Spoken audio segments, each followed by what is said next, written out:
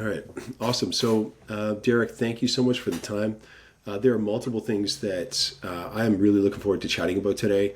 You've got a background in building. From what I understand, you were one of the leading builders or the leading home builder in, is it Indiana? Is that right? Yes, that's But since you're not just building physical structures in the real world, you also have taken a lot of that expertise and you've trained a coaching tool using more advanced AI tools to be able to take some of that skills, the knowledge, the wisdom, understanding you've built over years to make it available to others outside of what you could ever humanly do in a one-on-one capacity, which I think is also fascinating. So I don't know exactly where you want to go specifically between those two or how they both sit right now, but I would love to hear from you about both because these two specific things, the digital space and the physical space, I feel like are like a left foot, right foot. It's almost like the left brain, right brain hemisphere of what is needed for a society, a country, a community to thrive. I know for our kids that we've really been trying to teach them in a way that they're digitally very proficient, but they also, understand things like principles like growing food, building, renovating, things like that. So Derek, if you want to share a little bit about your background and sort of bring us right up to speed with where you're focused, that would be awesome. Yeah, briefly about my background. Early on, went and got an accounting degree, started to work for a company called Deloitte, which is a big consulting firm, very big consulting firm, and was with them for several years. I'm a CPA by trade, but I started my own residential building company back in the 90s, actually. And then from there, I did take some different Johnson to different things. I've got a couple masters and a PhD as I continued to kind of in the education course, but the main focus over the last 30 years from a career perspective has been in building a home building company. And then about 4 years ago, I sold the company to a relatively big developer here in the Midwest. And then I have a 5-year contract as the CEO for Hallmark Homes. I'm 4 years into that. But the reason I bring that up is because as I am training and developing and mentoring these young executives to take over a company that is now somewhere, probably going to do $50 to $100 million in sales this year, it's been causing me to think about how do I think about business. And in particular, we're one of the few companies that actually, local companies anyways, that have made it through this many decades. Most companies were taken out in 2008. And clearly COVID did its own job on taking companies out in different ways. However, it's really been fascinating to just kind of think about how I think about business. I think they call that metacognition. But as I'm thinking about business in the way of communicating that to this team and being able to duplicate the way we think about business, one of the things that's really kind of connected with me is that a lot of people, I believe, think that business is like a machine.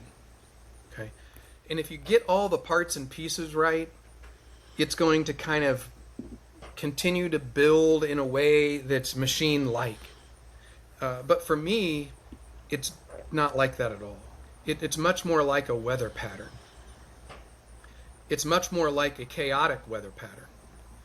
And it's something that's much less controllable than what you think you have control over, which is why chaos theory has really informed my way of communicating about the way I think. It didn't really inform the way I thought, but it informs the way I communicate about it. Over the last year or so, as I've been digging more into not just how the physics of chaos theory work, but also how the philosophy of chaos theory kind of indwells within like maybe a worldview, it really has been fascinating the way we shift the way we think about business. So for example, one concept would be the butterfly effect. And that is these initial conditions that we set as business founders and leaders, they're pretty small at the time, so we often don't give them a lot of credence. Well, we have this idea, well, let's try a little thing, let's see if it might work. And there's nothing wrong with that concept, but we don't necessarily think deeply about, but what if it does work? Like, what decision are we making today that will have a disproportionate consequence in the future? And I found myself thinking a lot like that. So when my team would come to me with an idea, I'd be like, wait a second, we got to deeply think about that. And they're like, it's not a big deal. We're just trying this thing out. We're just doing this thing. And I would realize, no, I spend a lot of time thinking about like those initial conditions, because I have seen something very, very small become very, very big in both a positive and a negative way. Okay? So those small things can make and it doesn't always have to be negative. Clearly, if you don't set the expectations right and don't get those initial conditions correctly, it can spiral into, arguments and frustration with employees and staff people because they don't know, they thought it was one thing and not, but one of our biggest jobs we've done is a $30 million multifamily project that frankly would never have happened if Scott had not just gone golfing one day. Like if he hadn't been on the golf course that day, it had never happened. Like that one little thing. And I think it's amazing. It's important for us to, excuse me, it's important for us to recognize that. Another example is what I call S-curves, okay? And it's the idea that most people try to look at a graph like linear when they're thinking about growing their business. But it never happens. It doesn't happen that way with individuals, but it also doesn't happen that way with organizations. And when an organization grows, think about Apple. My word, the undulations over the many, many decades of Apple doing its thing and reinventing itself and trying to find itself again, it is much more like a weather pattern than a machine. And so, again, it informs the way we think, for instance, about business. For example, somebody asked me the other day, like, what are your goals? What's your 5-year plan? And I really believe that 5-year plans are delusional. 5 years ago, here's what I would have told you. Imagine 5 years ago, I would have said this to you, Caleb. I would have said, here's the deal. Here's my plan. My plan is for somebody to buy me out for millions of dollars, and the person that bought me to actually die of cancer 3 months later, and his family then be kind of under my tutelage, and because of some meeting we had on a golf course, we're going to land a $30 million multifamily deal that's going to diversify us into something else, another product, another asset line, while simultaneously building out more and more subdivisions with the property this developer already had, and become the 15th fastest growing business in the state of Indiana, according to the Indianapolis Business Journal, in 2025. Mm-hmm. If I would have said that 5 years ago, you would have thought I'd lost my mind. Okay? That's why I suggest that. But if you understand that growth is based on more like an S-curve rather than a straight line, you can stop planning for a crazy straight line. Okay? So that, for example, is another example of the practical thinking of a weather pattern versus a machine. Okay? Another example, I'll give you a couple more and then we can interact. But fractals is something else that's in chaos theory. And it's just the idea that a big fern and a little fern and they kind of replicate each other. And one of the things that I love to do most when I'm talking to business owners, founders, leaders, is ask them, well, tell me about your company. And they'll tell us about, the core values, the things that are important to them. And then just asking them, how do you know it gets to everyone? You really believe in something like clarifying expectations up front, okay? In our business, it might be, we never do anything without a written change order, okay? Because that helps clarify what we're doing. No surprises at the end. Bad news, we talk about up front. We don't hide it. Those are all very important things to us. But how do I know it's getting to my 57th employee? Okay. How do we know that we have a healthy fractal? These are the things that, all these things I'm talking about are things that, in my opinion, are like, they're difficult to put into words. They're not things that I hear and read about in business books. Man, I have read so many business books about leadership and management, hundreds and hundreds over the years. And yet, like, I don't hear people saying, no, it's actually a chaotic system. Mm-hmm. It's about riding this wave that's kind of a disaster sometimes, because it's a storm on the ocean, you know? So here's, just if I can ask a quick question with that.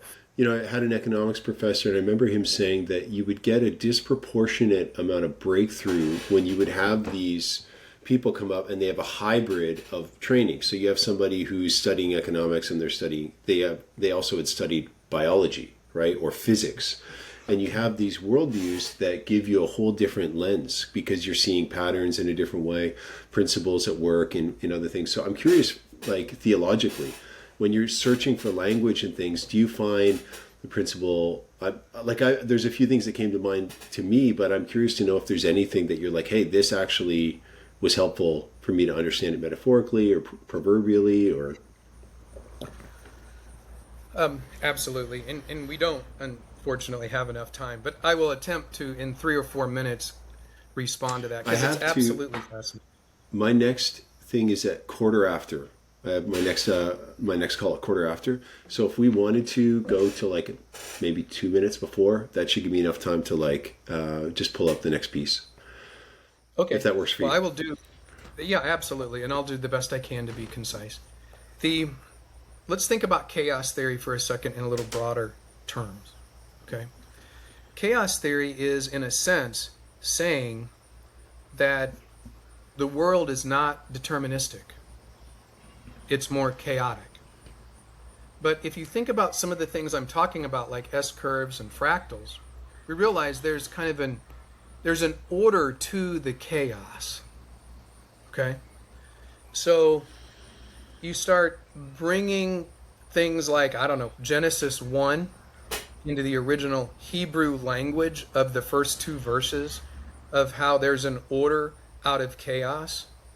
One of the things, one of the first stories that I tell in the book, The Butterfly in the Boardroom, is just my father asking why me when he was dealing with my mom going through a very rough bout of pancreatic cancer.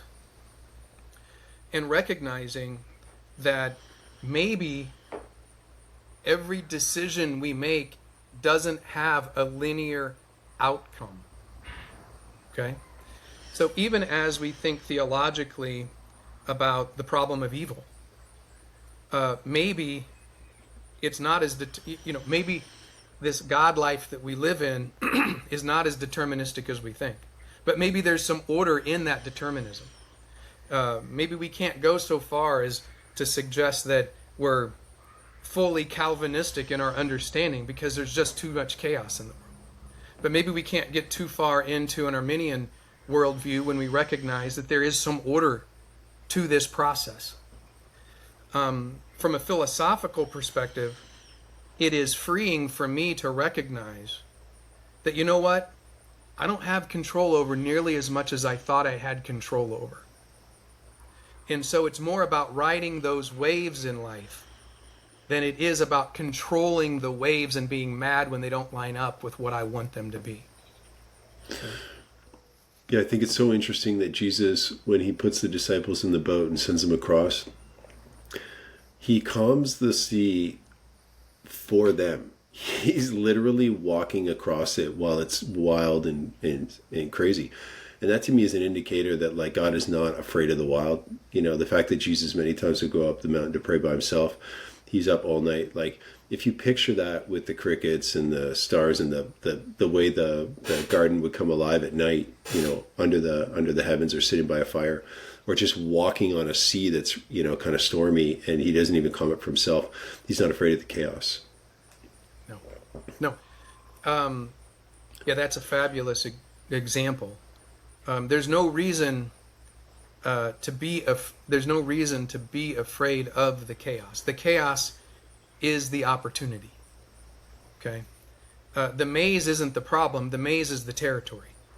Chaos isn't to be something to be feared. Chaos is to be something to use as that opportunity.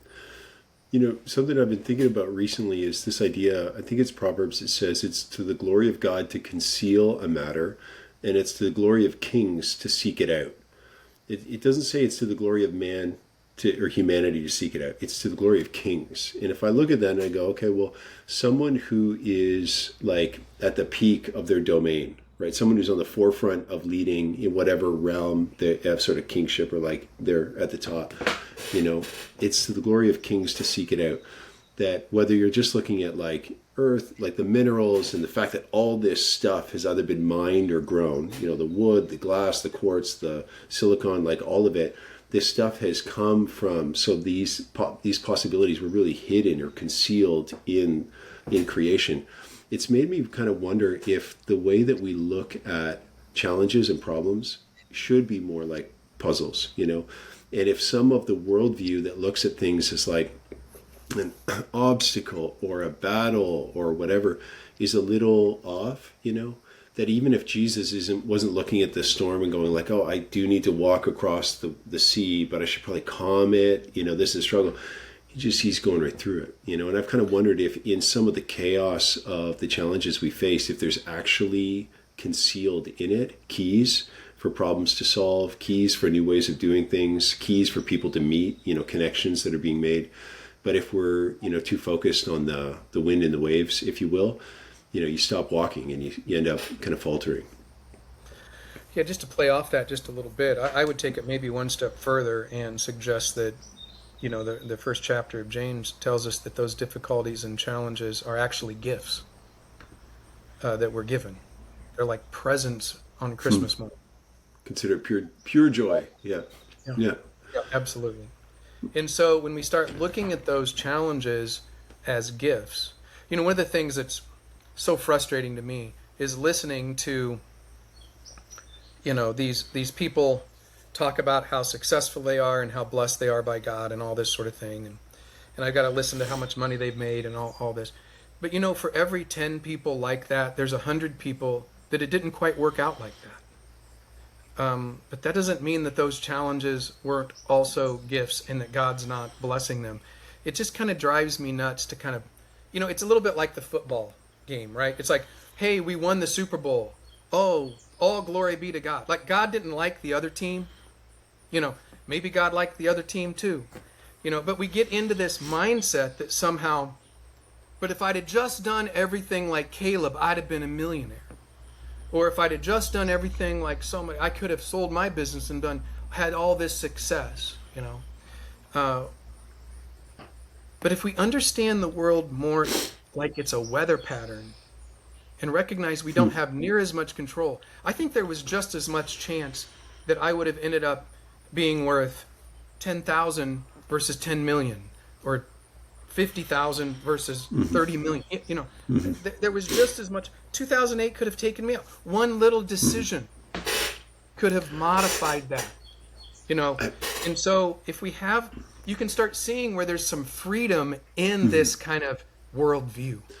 Man, I feel like that should be such a strong signal from the rooftops. Like, here's a couple of the ways it resonates with me. One is back to the butterfly effect, this idea of the daily bread. I remember for the longest time when I thought of the Lord's Prayer, I was like, we get to the part of give us this day our daily bread, and I'm like, that seems a little like the bar is pretty low, Jesus. Like, you multiplied the bread, you're talking about moving mountains, And then the more I've thought about it, I'm like, wow, like actually, whether it's people that are looking, being like, hey, we're only ever in this one moment. Even Jesus says, don't worry about tomorrow. Today's got enough trouble of its own. But I'm like, man, we only actually ever need this bread. And of course, he's talking about him being the bread.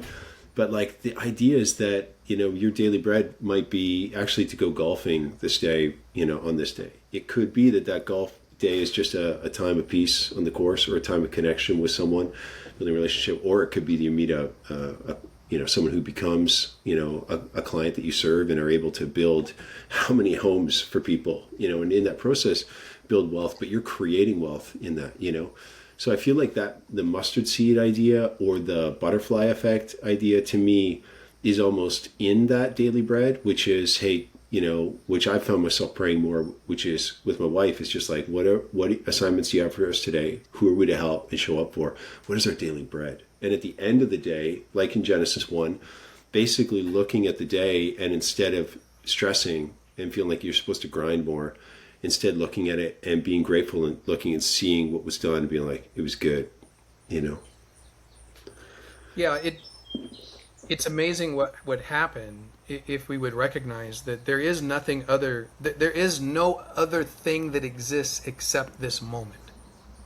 Mm-hmm.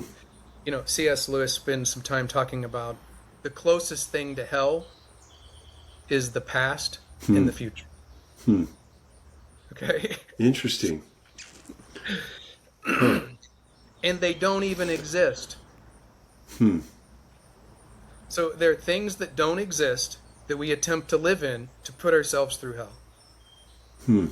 But the only place that's like heaven, and the thing that is most like heaven, is this present moment. Wow. Yeah, be still and know that I'm God. Yeah, recently I was in Ottawa, our capital, and there was a gathering of leaders to pray. They'd done the second annual National Day of Prayer. The day before, a number of leaders gathered, and it was really neat to be in that room. But there was a gentleman that I'd met, French from Quebec, and we were speaking after. And he had mentioned how culturally the night before there was a prayer meeting, and he said it was really different for him. It was pretty loud and stuff, and I wasn't at that one. But he was telling me after, he said that there was a monk that he also liked. He was like, I'm glad I stayed, and it was interesting, just it was different. And he said that he had trained as a monk, and or what is it called in the Catholic faith? Is it a monk? I don't know. Sorry. Like a priest? Yeah, something like that. I think he's. But he had mentioned that someone had mentioned. He said that God is a gentleman, and if you're speaking, He's not going to speak. And so this idea of being still, being quiet, taking that moment in to be able to really hear, have ears to hear, what the Spirit's saying. Yeah, absolutely. Cool. Well, Derek, go ahead. Well, I'm going to probably shift it. So if you had one other thought. Yep. No, go ahead. We can go ahead and shift this. Did you want to talk about the digital space a little bit before we finish? I was hoping for maybe like the last 5 minutes, if you want, man. If you want to share what you're building, make like really clear signal. Who is this for? Is it just for your team? Do you have a vision of making it available for more in the industry? And then if there's a way that people can connect with you to be able to do that. Yeah, I mean, who this is for is anybody who is a leader, a manager, or a founder. And in particular, what I have found is that the biggest challenge for leaders and managers and founders is they end up they feel like, anyways, they're solving all the problems. If I could just get my team to solve the problems. It seems like all the problems end up on my desk. But if we could develop teams to be able to solve those problems before they hit our desk, this is like one of those. In fact, I don't know that I've ever talked with a leader or a founder or a manager who has, of any significant size, let's say 3 to 4 people up to 500 people that report to them that are like, oh my gosh, if we could just have that happen. Mm-hmm. If I could just have a team that could really problem solve and work. So what I've done is just created an app. It's butterflyboardroom.app, But what it is it takes these concepts from chaos theory. And whether it's, feedback loops, shorter planning horizon, reversible moves, and it integrates them into a problem-solving kind of AI-generated response. So you can go in there to a Coach Me section where you literally put in the challenge and the problem you're facing, and it then provides the feedback based on understanding business as a weather pattern rather than understanding business as a machine. Okay? And so we use this all the time. It's a free app. Anybody can go to it. We have several teams using it right now. We also have a risk simulator. This is something else that is so critically important when we're thinking about growing a business. We have to take risk. We have to be able to innovate and try new things. But learning how to innovate in a way that creates a portfolio of small bets rather than going all in. And this is something that AI is doing a wonderful job at. It's giving you the ability to prototype things without having to spend 700 man hours to get to something to figure out that it didn't work. Okay? So we're in a time right now that making these portfolio of small bets, for instance, is something that is easier than ever to do with vibe coding and this sort of thing. Just to even try different ideas out within your business.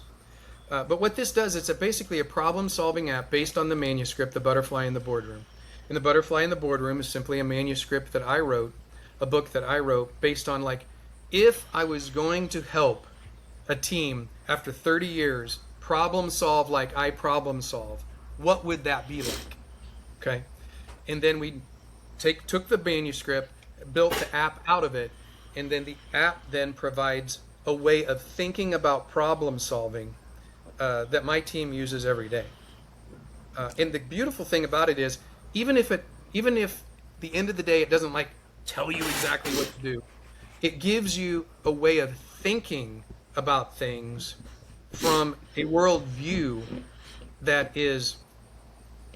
can successfully navigate a storm rather than trying to get everything to line up like Legos.